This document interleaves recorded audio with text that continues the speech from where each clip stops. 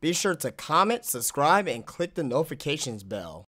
1, 2, 3. Hey, what's up, guys? JD Venom here, part of Venom Nation Wrestling, and this is the Getting Over Podcast, episode 7, here today for your Friday morning, June the 16th, 2017. We got some great news for you guys today. Of course, we got the SmackDown and Raw viewership reports, and now Monday Night Raw, and also SmackDown too, but Monday Night Raw is possibly as lowest ratings ever. We're going to be getting to that in just a moment. A huge update on Kurt Angle, his in-ring return to WWE, and who he may be possibly facing. Got some great news for that as well. The Big Show, who didn't pull any punches during his appearance at Talk is Jericho this past week, is saying that he hates WWE Weekly TV and says that the roster is soft. Some unbelievable shit for that too, guys. And of course, Bay of the Week, Boy of the Week, and This Week in Wrestling, all to be here during the Getting Over Podcast. If you guys are new to the channel, be sure to leave me a thumbs up like that. Subscribe to the channel. Be sure to follow me on Twitter and like the Facebook page, where both links are down below. Tell your friends and family to come and join the Venom Nation Wrestling here on YouTube. Go check out my Monday Night Raw review, SmackDown review, NXT review, and my Money in the Bank 2017 preview and predictions. Those are all live on the channel. Tomorrow we have the top 10 for the week. And also Sunday, I will be going live after the pay-per-view is for Money in the Bank. I'll be live here on YouTube reviewing the show. I think that's it. I think that is it. I think that's all the plugs and everything that we have to get out of the way for you guys. But let's get to our top story. And before we actually get into our top story, let's actually talk about SmackDown and Raw ratings from this past week. Of course, we start with Monday Night Raw, because since that is on Monday. This week's edition of Monday Night Raw, which was headlined by the Hardy Boys vs. Sheamus in a 2 out of 3 Falls Tag Team Championship match, drew 2.5 million viewers. This is down from last week's show, and once again, the new low for 2017. So the first hour was at 2.76 million viewers. The second hour went to 2.55 million viewers. And the third hour went down to, again, 2.33 million viewers, to average it out at 2.54 million viewers. The rating itself, I believe it went down to a 1.7, if I'm not mistaken. The actual rating of the show.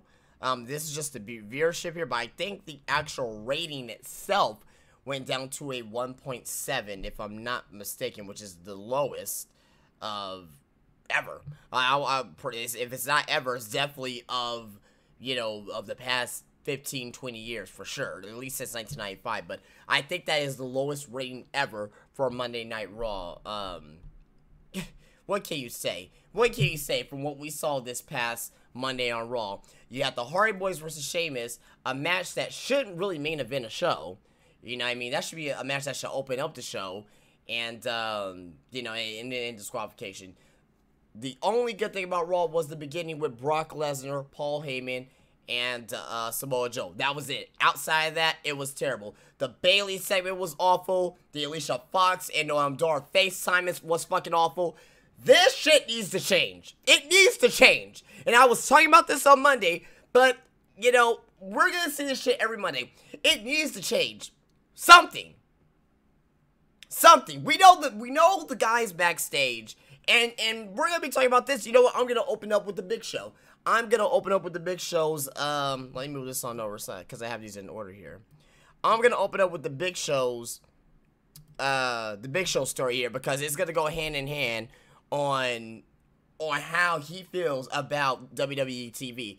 And I'll also listen to that little segment on Talk is Jericho as well. And, he was all like, well, for the fans saying, like, for me to please retire, I said, he was like, well, I don't blame you pretty much, because when I'm a heel, I'm doing my job, but But he says that TV pretty much sucks, you know, and he says that the days are long and bullshit. So we're gonna get into that in just a second, though. But obviously, if you got the roster, if you got Big Show, who why would he lie at this point in his career about something like this?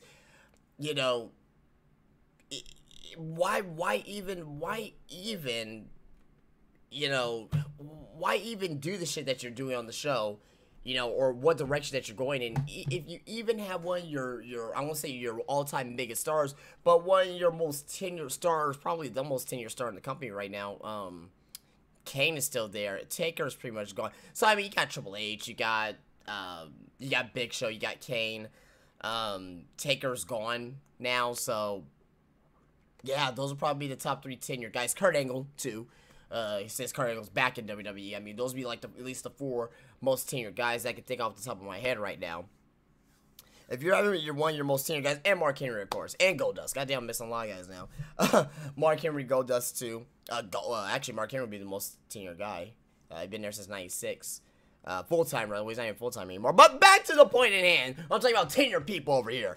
Back to the point at hand. If you got Big Show saying this, then that's not good at all, because it's the same shit that we've been saying, and he's saying that you know, that us fans are very smart about it, and he's right about it. But we're gonna talk about that more in a second. Let's get to SmackDown's viewership. SmackDown went down to its low, and it took a fucking hit. I don't know what happened with SmackDown this week. SmackDown was a great show by any means, but it took a huge hit this week, almost under 2 million viewers.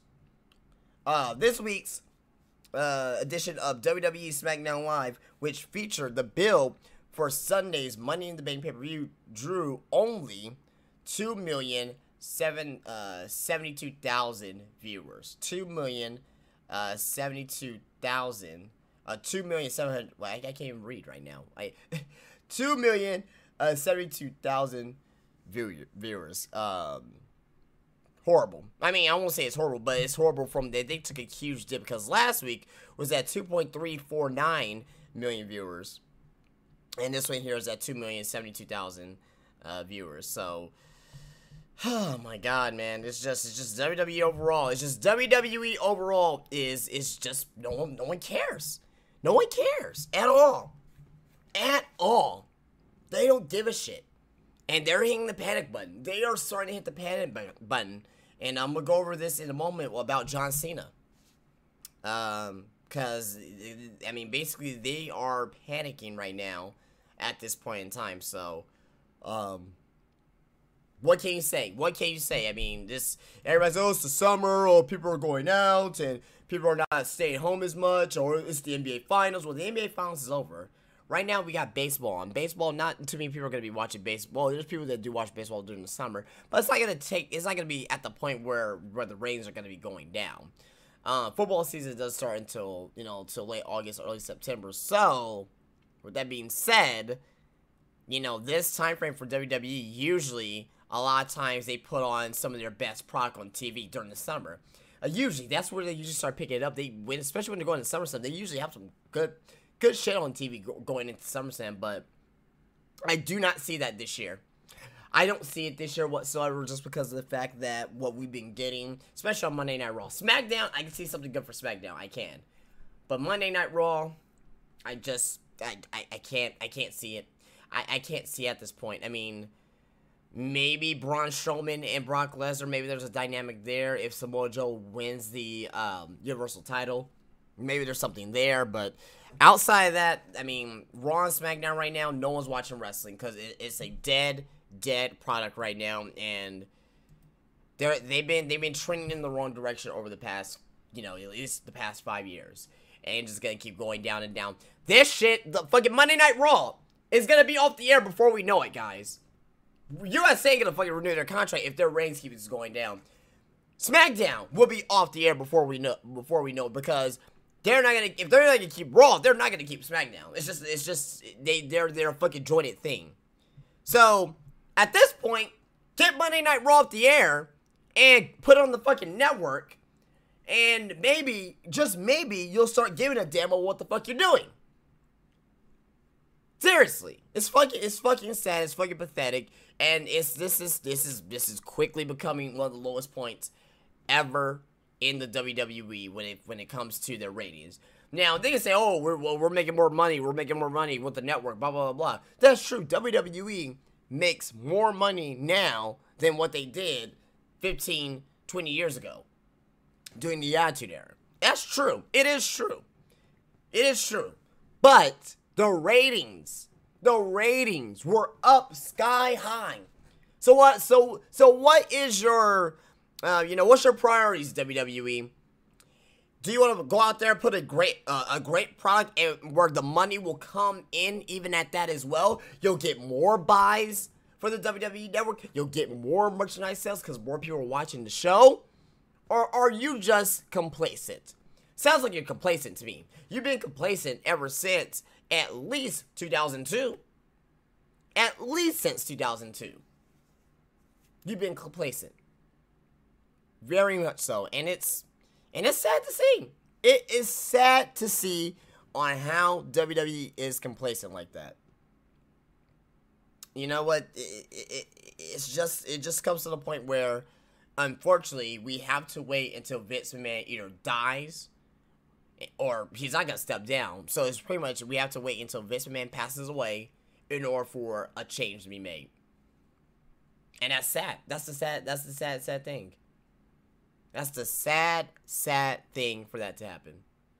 Have to wait until Vince McMahon passes away before we see some changes actually made with the company, with creative, with what they're doing on TV, what they're doing with their characters, what they're doing with storylines and build-ups, and not adding fucking invisible fireworks to Shinsuke Nakamura's fucking entrance. Or not changing TJ Perkins to TJP because you hate the fucking Perkins restaurant name. Because you hate the name of the restaurant. You hate the restaurant because wherever they did to you in the past, you want to change TJP's name to from TJ Perkins to TJP.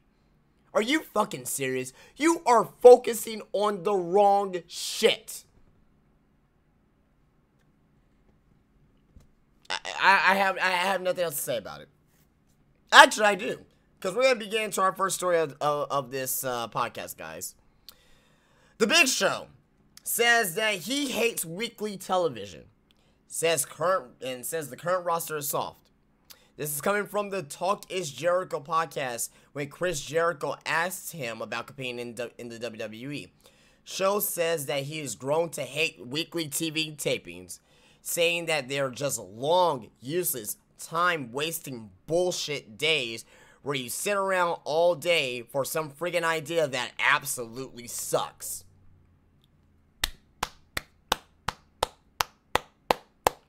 You know what, Big Show? I've been a fan of yours. I've been a fan of yours ever since 96-ish, because I didn't really get into Nitro until 96-ish. Before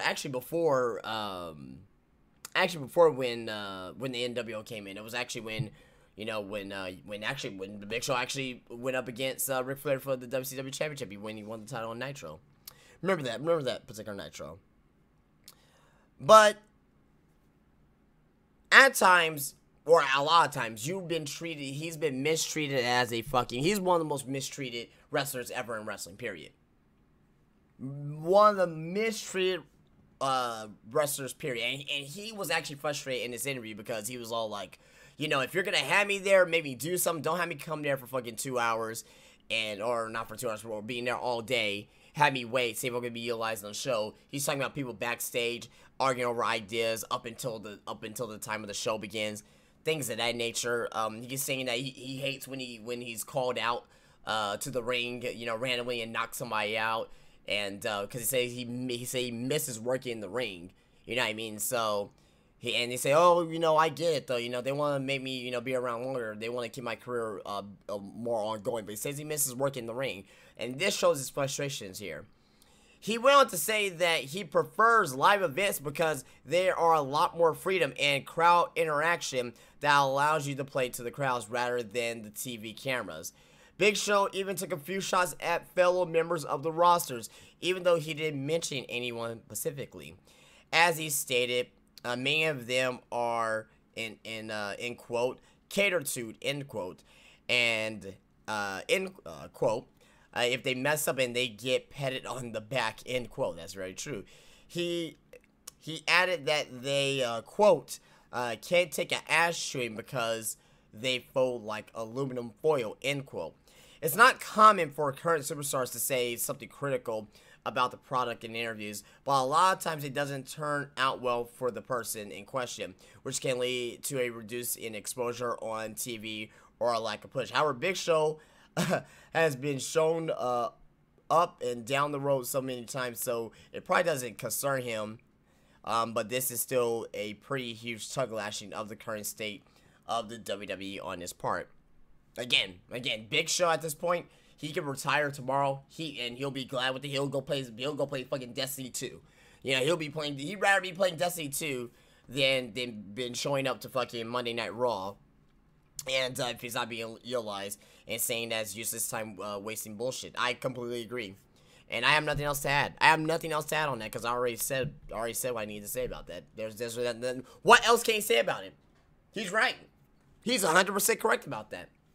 He's 100% correct about it. Nothing else to say at all. So, we're going to move on to our next story here.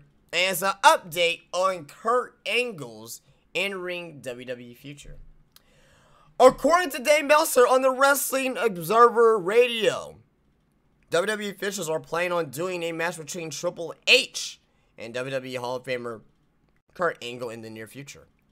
Meltzer did not comment on when the match will take place or how they will get there, but it should be noted that there is currently a storyline WWE has been doing with Angle and Corey Graves.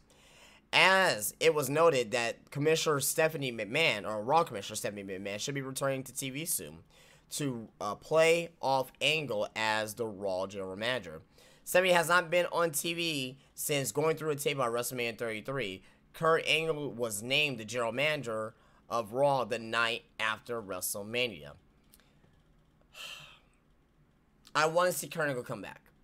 I want to see him wrestle. I don't want to see him against Triple H. I don't. Of course, I'm going to be excited because it's Kurt Angle versus Triple H. It's going to renew that rivalry. It's going to give me those old Attitude Era feels. But I want to see Kurt Angle versus Seth Rollins. I want to see Kurt Angle versus Finn Balor, especially. That'll be a fucking great fucking match. Kurt Angle versus Finn Balor. I even want to see, I'll put it this way, I would even want to see Kurt Angle versus Roman Reigns. Just to see what happens. Kurt Angle versus Bray Wyatt. Kurt Angle versus Brock Lesnar. Kurt Angle versus Samoa Joe. TNA back in 2006. Why did I yell? Sorry, guys. I'm just saying. I just don't want to see Kurt Angle versus Triple H. If it happens, don't do it at SummerSlam. Do not do it at Royal Rumble. Don't do it at WrestleMania.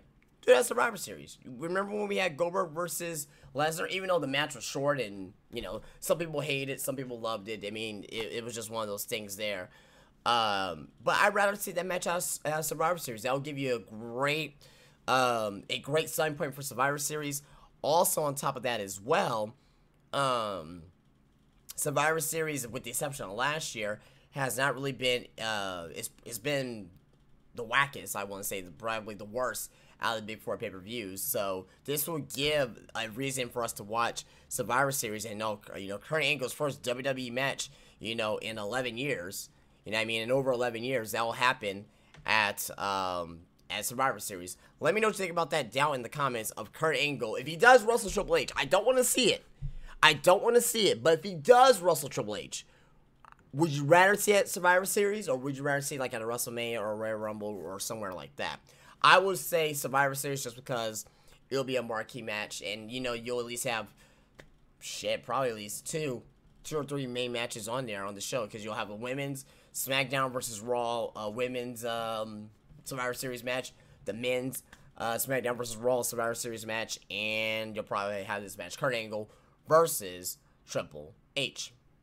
So let me know what you think about that down in the comments, guys, and we'd love to hear your thoughts about that. Alright, on to our next story. We have some little mini news reports. I'm just going to give you my quick thoughts about them here.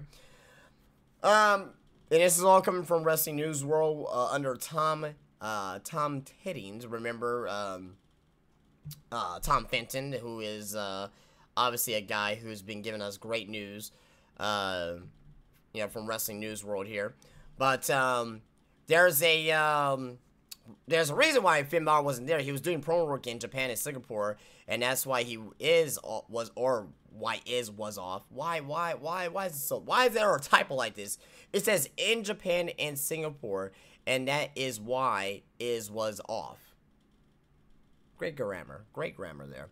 In Japan and Singapore, and that is why he was off Raw this week. As previously noted, the company didn't have a storyline planned for him after Extreme Rules. I'm not surprised. Fucking WWE Raw, I'm not surprised. I'm not surprised at all. I'm not surprised. But you got storylines for Dana Botch though, right? Yeah, storylines for Dana Botch. Fucking horrible shit. The John Cena free agent stuff is happening because WWE is panicking with the Raw reigns and want him on both shows. Do I have to say anything else about that? John Cena, who's basically had 1 foot out of WWE right now with the acting gigs that he's been getting. Now, he's been doing it a lot better than Rock. He leaves for a couple months and he comes back. It's not like The Rock where he left for like fucking, you know, years upon years and come back later on. You know what I mean? Leaves in like 2004, they'll come back to 2011. That's 7 years. You know, Cena's gone for 3 months. So, but at this point though, John Cena though, he's not gonna be around forever, guys. He's not gonna be around forever. Once John Cena retires, I would say I'll probably give him maybe about 3 more years. I'll give him to 2020, 3 more years. You gotta act now and start rapidly building up somebody who's not Roman Reigns, because Roman Reigns ain't that fucking guy, obviously. Roman Reigns ain't that fucking guy. Your reigns keep going down lower and lower, so Roman Reigns ain't that fucking guy. At all. He's not the main guy. I don't want to hear anybody, you know, in my comments say, oh, well, you know, Roman Reigns is good, he's great. You know what I mean? He's the face of WWE. No, he's not. Not by those ratings, he's not. They may see him as the guy in Vince McMahon's eyes, in Kevin Dunn's eyes, but not in the eyes of the fans. And Reigns was showing it. They need somebody else. Not Roman Reigns. Roman Reigns could be a, you know, you could be like a Randy Orton. He could be like, you know what I mean, like one of those, like a Chris Jericho. One of those guys who is still at the top of the card, but just not the number 1 guy, because that's what he is. He's crossover. He's dealt with crossover, all that, but the fans don't give a fuck about him. Okay, let me take that back. Women and children love him, but if you're a man, you shouldn't care about Roman Reigns as the top guy. If you see him as the top guy, then, I mean, and you can clearly see that this guy's getting booed, then I just question sometimes. Speaking of Roman Reigns, the Roman Reigns announcement was put together Monday and could go a few different ways. It was just put together Monday. That's going back to what the Big Show's saying. Fucking hell. The Roman Reigns SummerSlam announcement was put together Monday and could go a few different ways. As most readers are probably aware, Vince likes to change his mind several times before anything big actually gets announced. I think that we may see Braun. Well, I won't say we'll see Braun Strowman next week because I got some news on him. Actually it's in this article here, so I'll get to that in just a moment. I don't think it's Braun Strowman. It could be Braun. For SummerSlam, I think it could be. For SummerSlam, I definitely think it could be Braun Strowman. Now I'm thinking about it, but they're talking about Braun Strowman versus. See, that's what the great thing about it is about rumors, because we can all speculate. Because it's supposed to be Braun Strowman and Lesnar. That was the plan, at least. But do you think that it's gonna be Samoa Joe versus Lesnar rematch at SummerSlam? I don't know. We'll see. Speaking of Brock Lesnar, there was some concern that Brock Lesnar may have suffered an injury from the kick to the face from Samoa Joe. However, that was not the case. The angle made Joe come across very, very strong. That it did. There are stories floating around in regards to Braun Strowman, so we want to give the real story about his health. He's not cleared to wrestle. I was actually going to bring that up in just a moment, but that's mostly because they are not using him at the moment. The doctor will give him clearance when they have decided what they want to do moving forward with them. In the meantime, as it's right, he has received clearance to return to the ring to train only. Took the words right out of my mouth. I was actually gonna, if this story wasn't gonna bring that up, I was actually gonna bring that up a little bit later on. But I'm glad that this was here, because I did get some information about that, and I'm glad that this is confirming it. Last but not least here, for those wondering, yes, when WWE saw the NBA game would be going against them, they pretty much changed some booking that nothing. What the fuck is this note, man? There are a lot of typing errors here. They pretty much changed some booking that nothing very important aired after 8:45 Eastern Standard Time. This is why the Joe Lesnar angle went on first instead of last. They're not worried about the rating. They're not worried about anybody else, right? They don't care about the ratings, right? They don't care about the ratings, right? Fuck out of here. This shows you that they 100% care about the fucking ratings. And it's so ass backwards. Like, they're so worried about what the fuck they're doing in the ratings, but they don't put the effort together to get us ratings. Alicia Fox and Noam Dar, right? Bayley giving, fucking Corey Graves a hug right in the middle of the interview. You know what I mean? Just stupid shit. Dana Bonch coming out flexing. Strong muscles. Look at me. My chest. Fucking bitch, man. Terrible. Rumored names for Mae Young Classic. And also as well, actually, I'll probably get to that. I'll probably get to that at another time, because I mean, this other story that I'm looking at here is not really too, you know what I mean, not really too extravagant here. But we got a couple of news stories here, more news stories, and we got Bay of the Week, Boy of the Week, and This Week in Wrestling. But rumor names for Mae Young Classic, and it says, while we cannot completely confirm these names as anything more than rumor at this time, here are some of the names making the rounds as potential competitors from NXT in the Mae Young Classic tournament, scheduled to take place this year. Bianca Belair, Lacey Evans, she was on NXT a couple times, I believe. Kimberly Frankel, which is Kimberly.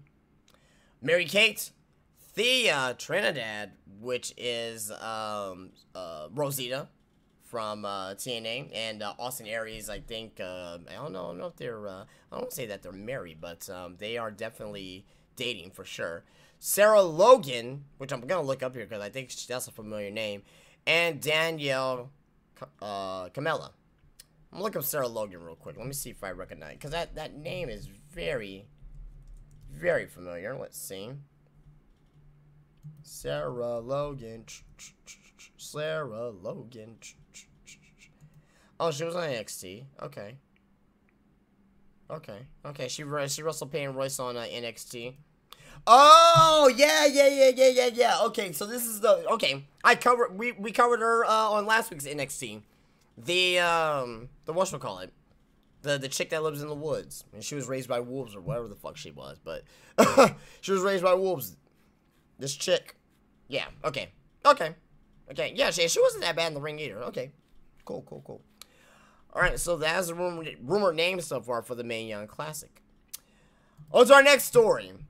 New details on reveal on who almost joined Impact Wrestling's creative team. This may be a mind blower for some of you guys. Well, I don't know. We'll see. Jeff Hardy appeared on the recent episode of Chris Jericho's podcast and admitted publicly that had Smashing Pumpkins' main man ended up as owner of Impact Wrestling. The Hardy Boys would have probably have re-signed with TNA. While that is true, both Hardys were upset about Corgan not winding up with control of the company. The Hardys still tried to work out a deal with Impact under certain conditions. Impact offer to the Hardys was fairly competitive in terms of compensation, but the Hardys were very concerned about how they were going to be booked without Corgan's involvement, as well as how much creative power the the Hardys will have under a new regime, while having had essentially creative control before the sale. In the end, the Hardys were willing to stay with Impact if Impact was willing to give Hardys an official role as the heads of the creative department. Feeling like it was their ideas and angles that had rejuvenated Impact and helped make a sale possible to begin with, the Hardys want to be put officially in charge of creative in order for them to stay. Impact was unwilling to give in to the demand, feeling the Hardys would still stay as the schedule they were offering was far less intensive than the WWE schedule. The Hardys held gun to their heads Jesus Christ, man. The Hardys held gun to their heads, though, and signed with WWE, just like they told Impact they would do if they weren't given the reins to creative. Fast forward to today, Hardys have continued their legal battle over the intellectual property of the broken gimmick, which we all know has been a complete mess. There is still no definitive update yet on when the gimmick will make its way to WWE TV. Well, by the sound of this, that's exactly why they're in fucking court right now. That's exactly why they're in court right now. The Hardys held guns to Impact's heads. Impact's like, no, fuck that, we're not going to give you creative control. Hardys like, okay, well, fuck you, we're leaving. And we're going to be taking our intellectual property with us. Oh, Impact says, oh, no, you're not. After what you just done to us, you're not going to be taking that. This makes a lot more sense now why we have yet to see the Hardys yet on TV. This opens up more cans of worms here. But the Impact, I mean, they should have done something for the Hardys. They should have done something for the Hardys. If not full control, maybe at least partial control or something, because obviously, you know, that's what, you know, the broken segments, the final deletions, you know, delete or decay, all that great stuff last year was the reason why people were watching TNA. Nobody was fucking watching for fucking Eddie Edwards winning the fucking TNA championship. You know what I mean? No one was watching that shit. No one gave a shit about fucking, you know, whoever the fuck the X Division champion was at the time. You know, the fucking luchador El Tigre. Well, I don't fuck. Who gives a fuck what his name is? Who gives a fuck? But I'm just saying, no one watched TNA for those guys. If you did, God bless you. God bless you. But I didn't turn on Impact for that. I turned on Impact for, you know, for fucking, you know, the final deletion. You know what I mean? Delete or decay. You know what I mean? You know, just, I turned on just for that. I didn't watch it for anything else outside of that there. That's just letting you know, TNA has made another mistake. They fucked up, and this is what they deserve. Now you're having fucking Josh Matthews wrestle JB at Slammiversary. Sure thing. Good thing, TNA. You're doing a stellar job. Broken Hardys, JB and Josh Matthews.